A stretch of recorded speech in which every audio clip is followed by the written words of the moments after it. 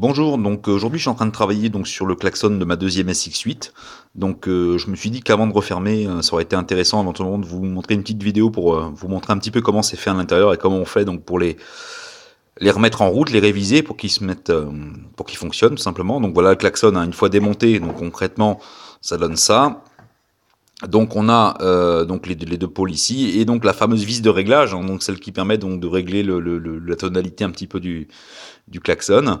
Donc une fois qu'on a constaté que le klaxon ne fonctionnait pas, donc en le branchant directement sur une batterie, en tentant aussi également de bouger la vis de réglage.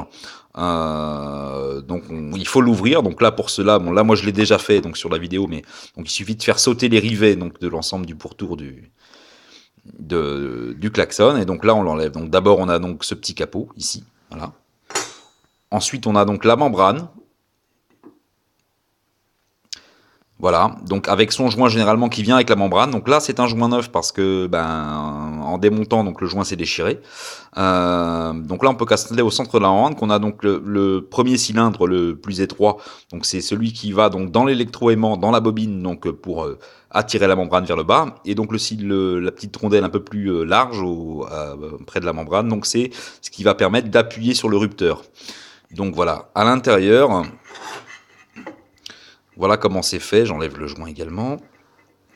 On a donc, sous cette petite plaque de métal, la bobine, hein, entourée de plastique, donc avec ces deux fils qui sortent ici et ici. Et on a donc ici ce système de rupteur. Donc là, moi, l'intérieur de ce truc-là a été nettoyé parce que bon, tout était vraiment très oxydé, hein, ce qui n'était pas le cas sur le premier que j'ai fait. Donc il m'a fallu démonter. Donc pour ce faire, il suffit simplement donc de démonter entièrement cette vis-là et de sortir donc tout le système de rupteur ici, hein, en faisant très attention à ne pas rompre les fils. Hein. Donc là, on a un empilement de cales isolantes et de cales de contact. Donc là, il faut bien respecter l'ordre de montage. Donc faites attention si vous démontez ça. Et donc ensuite, à la laine d'acier, donc de bien désoxyder l'ensemble des choses, bien nettoyer, bien dégraisser, hein, pour ensuite le remonter. Donc la plupart du temps, il n'est pas nécessaire d'en arriver là. Hein. Il suffit simplement ici de venir ouvrir ce rupteur en appuyant ici, pour ensuite placer donc un papier de verre fin, un type 500 ou voilà ici, et donc venir entre les rupteurs vraiment frotter, hein, jusqu'à ce qu'on rétablisse le contact. Donc avant ça quand même, il faut penser à donc tester la continuité de la bobine, c'est-à-dire vérifier donc avec le multimètre entre donc ce fil là ici et ce fil là, un testé à l'ohmmètre, donc on a bien une légère résistance. Voilà, donc là par exemple, si vous avez à l'ohmmètre, donc ça affiche toujours 1 quand vous testez la bobine, ça veut dire que la bobine est morte. Donc là, auquel cas, bon, il n'est pas la peine d'aller plus loin. Là, il faut vous lancer dans la recherche d'un nouveau klaxon.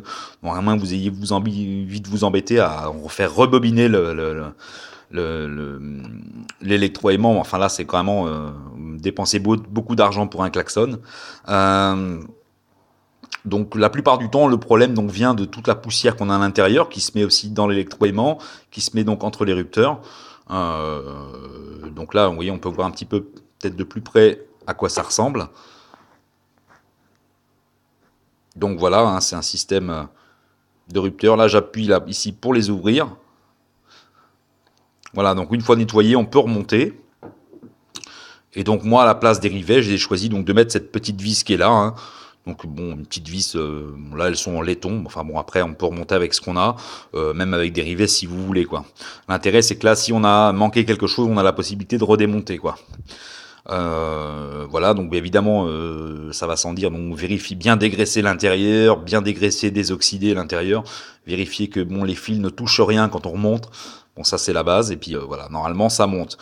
Ensuite, pour le réglage de la vis, si jamais vous avez besoin de démonter, vous embêtez pas. Une fois que vous savez que votre bobine est en bon état, que vos rupteurs font bien le contact, là, il suffit simplement de le vérifier, hein, en mettant le multimètre entre ce pôle-là et ce pôle-là. Au repos, une fois fermé, on doit avoir donc une résistance 0. Une fois que ça fonctionne, normalement, il n'y a pas de raison. Donc ensuite, vous refermez l'ensemble. Et c'est une fois monté sur la moto, ou alors branché sur une batterie, qu'on va pouvoir régler cette petite vis-là en la serrant plus ou moins. On va arriver à un moment, on va voir que le klaxon commence à fonctionner et il suffit ensuite de régler l'intensité de la tonalité du klaxon. Voilà, tout simplement. Donc voilà, j'espère que ça aura été instructif pour certains d'entre vous qui ne l'avaient pas fait encore. Au moins, ça vous donne une idée d'à quoi vous vous attendez quand vous allez démonter ce genre de choses. Merci, bonne soirée.